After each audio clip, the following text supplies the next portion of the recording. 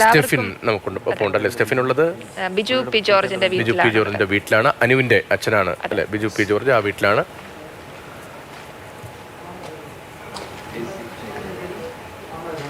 സ്റ്റെഫിൻ, വീട്ടിലെ അന്തരീക്ഷം എങ്ങനെയാണ്? നേരത്തെ അവിടെ ബന്ധുക്കളൊക്കെ എത്തുന്നുണ്ടായിരുന്നു, ദൂരെ നിന്നൊക്കെ ആളുകൾ എത്തുന്ന കാര്യം സ്റ്റെഫിൻ പറയുന്നുണ്ടായിരുന്നു. അവിടെ നിന്ന് നന്നായി ഇതേക്കുറിച്ച് പറയാൻ പോലും കഴിയാത്ത അവസ്ഥയിലാണ് സ്റ്റെഫിൻ എന്നറിയാം.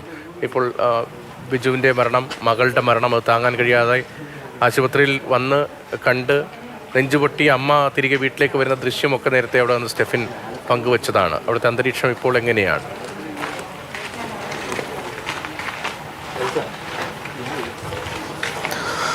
രതീഷ്, ഏതായാലും സന്തോഷം നിറയേണ്ട ബിജുവിൻ്റെയും അനുവിൻ്റെയും വീട്ടിൽ ഇപ്പോൾ യഥാർത്ഥത്തിൽ ദുഃഖത്തിൻ്റെ ഒരു അന്തരീക്ഷമാണ്.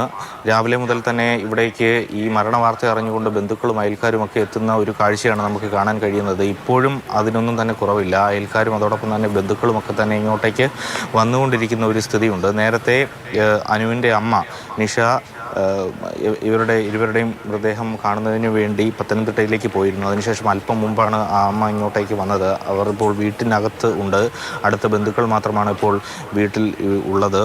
കുറേ പേരൊക്കെ തന്നെ ഇങ്ങോട്ടേക്ക് എത്തി അവരെയൊക്കെ ആശ്വസിപ്പിച്ച് മടങ്ങുന്നത്. എന്ത് പറഞ്ഞ് ആശ്വസിപ്പിക്കുമെന്നതാണ് ഏറ്റവും പ്രധാനപ്പെട്ട ഒരു കാര്യം. ഈ വീട് നമുക്ക് നോക്കിക്കഴിഞ്ഞാലും ഒരു സന്തോഷത്തിൻ്റെ, ഒരു വിവാഹ ആഘോഷത്തിൻ്റെയൊക്കെ ഒരു അന്തരീക്ഷം ഇപ്പോഴും ആ വീട്ടിലുണ്ട്. കാരണം ലൈറ്റുകളൊക്കെ ഇട്ട് വളരെ മനോഹരമാക്കി പെയിൻ്റൊക്കെ അടിച്ച് വൃത്തിയാക്കി വളരെയധികം സന്തോഷത്തോടു കൂടി ആ കല്യാണം നടന്നത് 2 ആഴ്ച മുമ്പ് മാത്രമാണ്. ഇന്നലെ യഥാർത്ഥത്തിൽ ഇവിടെ നിന്നും ഇങ്ങോട്ടേക്ക് പോകുമ്പോൾ, എയർപോർട്ടിലേക്ക് പോകുമ്പോൾ അവർക്ക് ഇങ്ങനെയൊരു തിരിച്ചുവരവ് ഈ കുടുംബാംഗങ്ങളോ അല്ലെങ്കിൽ നാട്ടുകാരോ ഒന്നും തന്നെ പ്രതീക്ഷിച്ചിരുന്നല്ല. ഏതായാലും അവർക്കൊന്നും തന്നെ ഇതിപ്പോഴും ഉൾക്കൊള്ളുന്നതിന് വേണ്ടി കഴിഞ്ഞിട്ടില്ല എന്നുള്ളതാണ് യാഥാർത്ഥ്യം. അതോടൊപ്പം തന്നെ ഇന്നത്തെ ദിവസത്തിനും വലിയൊരു പ്രത്യേകതയുണ്ട്. കാരണം അനുവിൻ്റെ പിറന്നാൾ ദിവസത്തിൻ്റെ തൊട്ട് തലേന്നാണ്, അതായത് നാളെയാണ് അനുവിൻ്റെ പിറന്നാൾ. അങ്ങനെ വിപുലമായ പരിപാടികൾ 2 കുടുംബങ്ങളും ചേർന്ന് ഒന്നിച്ചുള്ളൊരു ആഘോഷം, അതൊക്കെ അവർ പ്ലാൻ ചെയ്തിരുന്നു. ഒപ്പം തന്നെ ക്രിസ്മസ് ആണ് വരാനിരിക്കുന്നത്. 8 വർഷത്തെ ഒരു പ്രണയത്തിനൊടുവിലാണ് 2 പേരും വിവാഹം കഴിക്കുന്നത്, 2 കുടുംബങ്ങൾ തമ്മിൽ ഒന്നാകുന്നത്. ആ ഒരു സന്ദർഭത്തിലാണ് യഥാർത്ഥത്തിൽ ഇവരുടെ എല്ലാം വിയോഗം സംഭവിക്കുന്നത് എന്നൊരു പ്രത്യേകത കൂടിയുണ്ട്. അതുകൊണ്ട് തന്നെ ഈ ക്രിസ്മസ് ഈ ജീവിതത്തിൽ ഒരിക്കലും ഇനി ഈ അമ്മ നിഷയ്ക്കും അതോടൊപ്പം തന്നെ നിഖിലിൻ്റെ അമ്മയ്ക്കും മറ്റു കുടുംബാംഗങ്ങൾക്കും നാട്ടുകാർക്കും ഒന്നും ഒരിക്കലും മറക്കാൻ കഴിയാത്ത ഒരു കറുത്ത ദിനമായി അവശേഷിക്കുമെന്ന കാര്യത്തിൽ സംശയമില്ല. ഏതായാലും വലിയൊരു ദുഃഖം ഇപ്പോൾ ഈ നാട്ടിൽ, ഈ വീട്ടിൽ, ഈ പരിസരത്തൊക്കെ തന്നെ ഉണ്ട്. അറിഞ്ഞ് ഈ വിവരം അറിഞ്ഞ് ഒരുപാട് ആളുകൾ, ബന്ധുക്കളൊക്കെ തന്നെ ഇപ്പോഴും ഇങ്ങോട്ടേക്ക് വന്നുകൊണ്ടിരിക്കുകയാണ്.